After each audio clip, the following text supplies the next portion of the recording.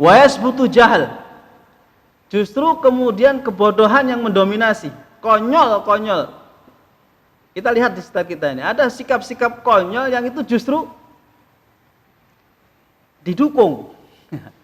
Gitu ya. Mendapat dukungan yang sangat luas. Lihat di sini Pak, bahayanya fitnah ini. Ujian ini yang mengancam akidah ini. Bisa jadi seorang pagi itu sholat subuh di masjid, di shaf ke depan, di depan nih. Tiba-tiba jam 9 dia memberikan sambutan di depan pasukannya, di depan anak buahnya, kemudian dia bilang, agama itu sama kok, semuanya benar. Mengolok-olokkan agama. Baru saja masuk Islam sudah ngeritik para penghafal Quran. Ini juga fitnah.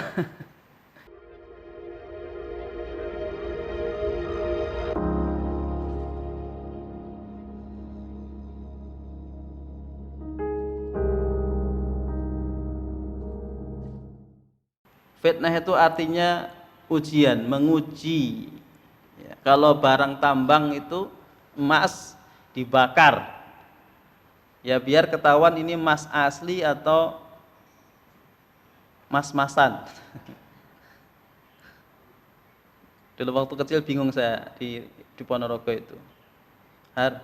Emas itu kalau di Jakarta jadi abang. Bingung saya. Emas lah kuning, dibawa di Jakarta kok jadi abang. Jadi merah.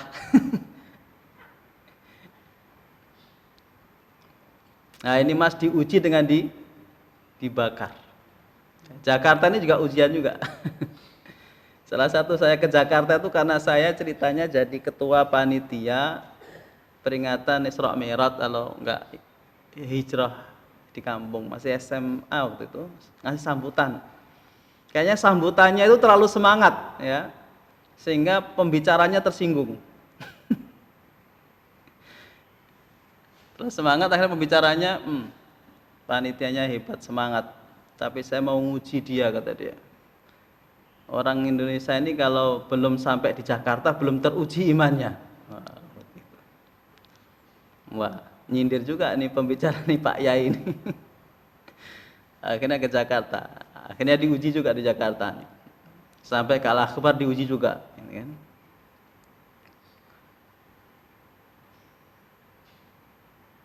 Secara istilah, fitnah itu adalah hal-hal yang menyebar di tengah masyarakat, yang membahayakan keamanan atau kehidupan atau keyakinan. Itu fitnah. Bisa sifatnya mengancam materi kita, keamanan kita, atau yang akan menjadi sasaran adalah keimanan kita, keyakinan kita. Kayak tadi itu, ya kan? Semuanya serba wani piro, ya kan? Serba wani piro. Maka yang terjadi adalah seperti yang digambarkan oleh Rasulullah Sallallahu Alaihi Wasallam, inna baina yaday sa'ah fitanan. Sesungguhnya sebelum terjadi hari kiamat itu ada waktu, ada zaman, ada saatnya, yaitu saat fitanan, ada fitnah, bahaya tadi, ya, yang bisa jadi mengancam harta kita, atau juga dia mengancam eksistensi keimanan kita. Artinya kita bisa jadi pribadi yang bukan beriman, parah-parahnya gitu. Misalkan kayak digambarkan Nabi itu, yusbihu rajulu fiha mu'minan wa yumsi kafiran. Lihat di sini Pak, bahayanya fitnah ini. Ujian ini yang mengancam akidah ini. Bisa jadi seorang pagi itu sholat subuh di masjid, di shaf ke depan, di depan nih. Tiba-tiba jam 9 dia memberikan sambutan di depan pasukannya, di depan anak buahnya, kemudian dia bilang, agama itu sama kok, semuanya benar. Itu. Menurut Tuhan. Jangan-jangan dengan dia beda Tuhan. Ini kan ucapan kufur. Pagi tadi mukminan datang sholat subuh. Jam 9 sudah kafiran. Mengucapkan kata-kata kufur. Wong Allah jelas mengatakan inna dina indallahil Islam.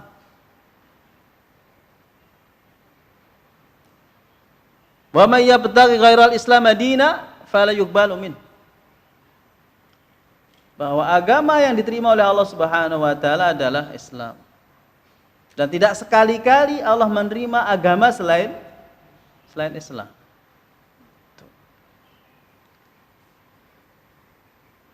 Ya nggak tahu, bisa jadi orang itu dalam tekanan, bisa jadi. Fitnahnya tadi loh. Ya kan? Sampean kalau nggak ngomong gitu tak tembak sampean. Ya, ya. Atau nek sampean nggak begitu, nggak naik pangkat sampean. Dengar-dengar sampean mau jadi direktur apa gitu. Menunjukkan apa? Loyalitas tertentu kepada arah tertentu, ya kan? Ini ujian juga. Sampean kalau nggak ikut-ikutan liberal, sampean nggak dapat komisaris sampean.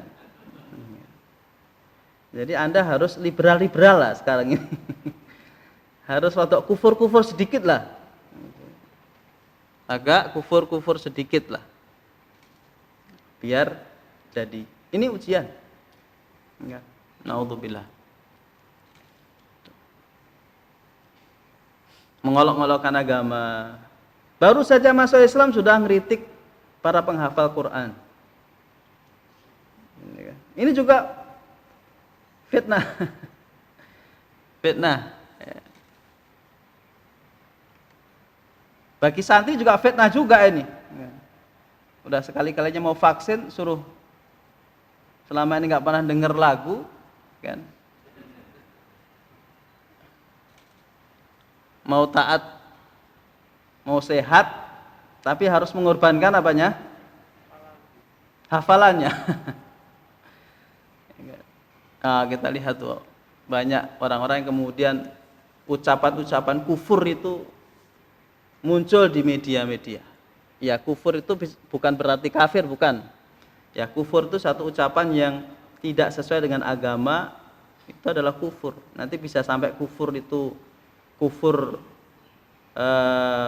kharaja minal millah, perbuatan ucapan kufur itu bisa menjadikan kita keluar dari agama, atau kita terkategorikan orang yang fasik, atau kita terkategorikan orang munafik. Gitu.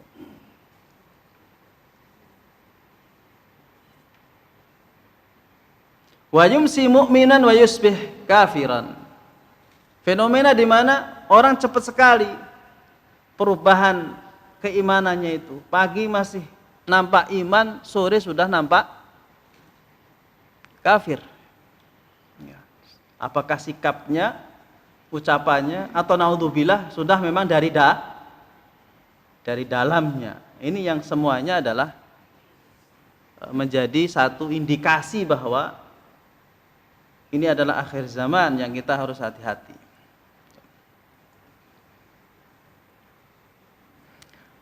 Tanda-tanda yang lain, inna asyrati sa'ati an yurfa'a ilma wa yathbutul jahal wa yushrabul khamr wa yadharu zina. Ilmu diangkat. Ilmu diangkat. Ilmu diangkat itu bisa jadi matinya ulama adalah ilmu juga itu diangkat. Ya.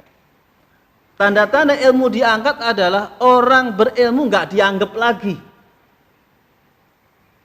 Orang yang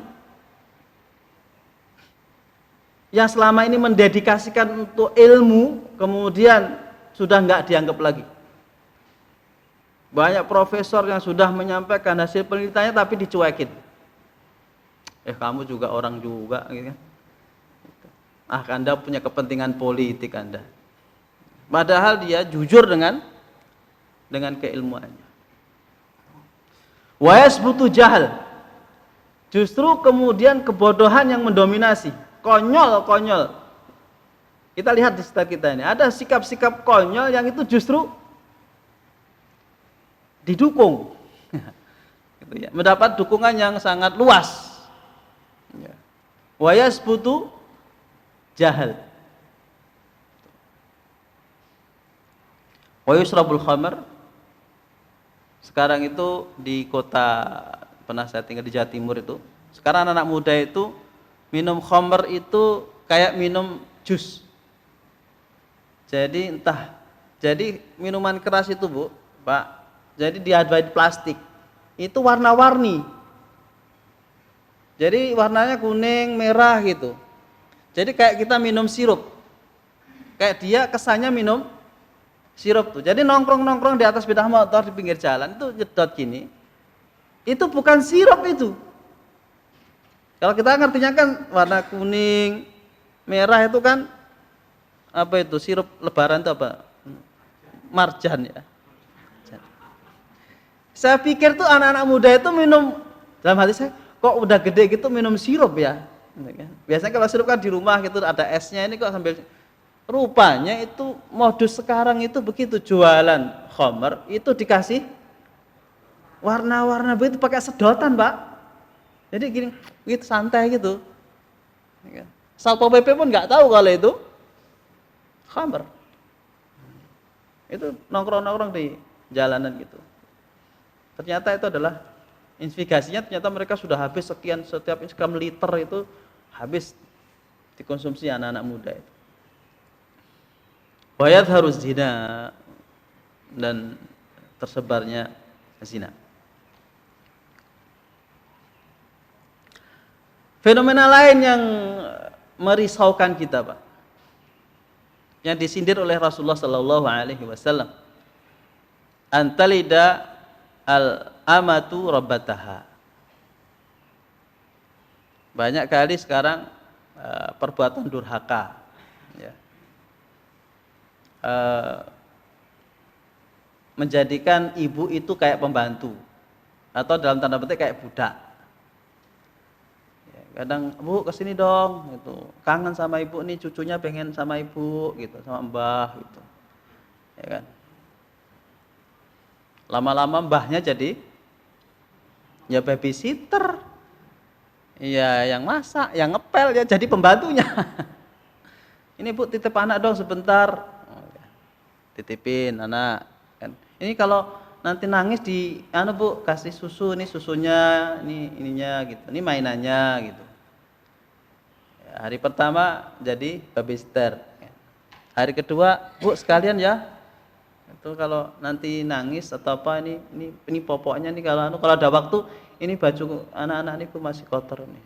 Akhirnya hari kedua jadi apa? Tambahin tukang cuci. Ya kan? Genap setahun, ya kan? Udahlah, ya kan? Bukan jadi orang tua lagi, sudah jadi orang ngelihatnya bukan neneknya tapi pembantunya. Tiba-tiba suatu saat susu anaknya tumpah, mantunya, ibu ini nggak punya mata. Ini mahal loh Bu susu ini. Ibu sih nggak beli, anak ibu yang kan ibu.